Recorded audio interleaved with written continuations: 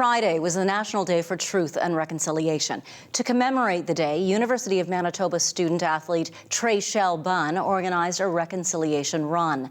The half marathon started off in Birtle on the site of the original residential school there, and ended on Birtle, Sioux Dakota Nation. Trechelle Bunn joins us now. Hi, Trechelle. Hi, thank you for having me. Thanks for being here. Tell us about the reconciliation run. How did it go?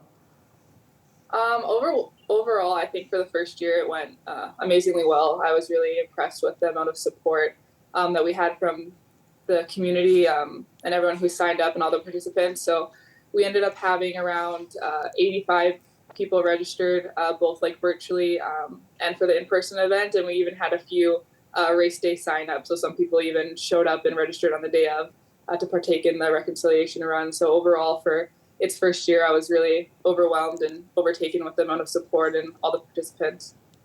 Trechelle, what inspired you to organize this?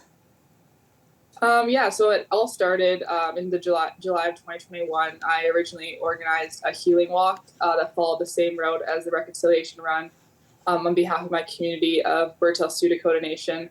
So the healing walk was inspired by my Kushi Mildred, which means grandmother in Dakota, my Uncle Donald, which means grandfather, who were Birtle Residential School survivors and attended the Birtle Residential School in Birtle. So growing up, I always heard my Uncle Donald say that when he was at the Birtle Residential School, he wanted nothing more than to just run away and go home.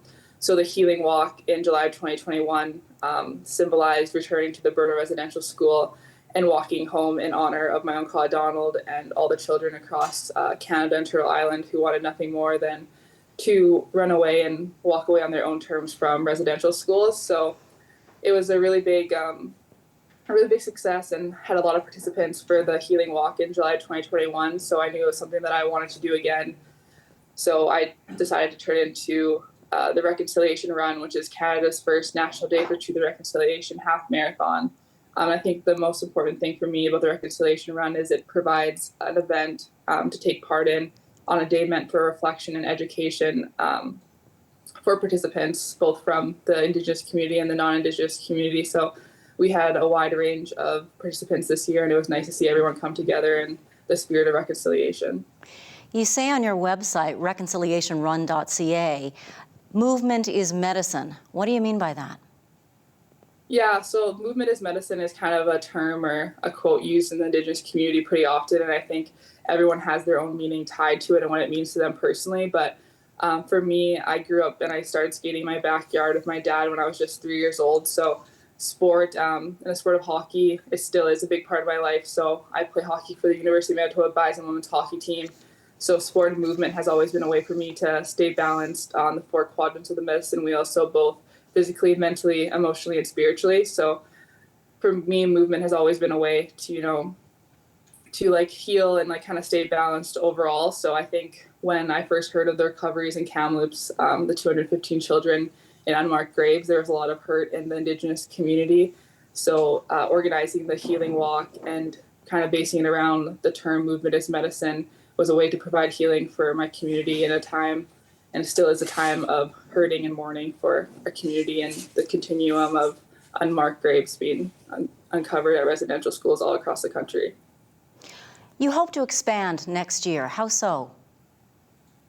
Yeah, so actually this year we did have a virtual option that was available to participants where you could register online and run any distance, anywhere at a location near you. And then we mailed out the reconciliation run t-shirts and participation like medallions, medals to participants who registered. So that was an option, and we ended up getting a lot of support for that. So our first submission for that came on the 29th, so the day before the reconciliation run in Birtle, and it was from a man in Quebec.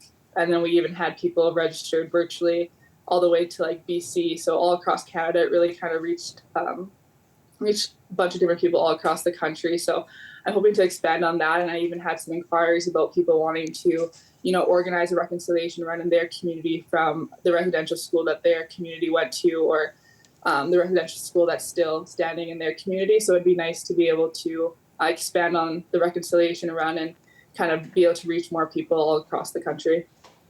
Trechelle Bunn, well done, and thank you for joining us. Yeah, thank you for having me.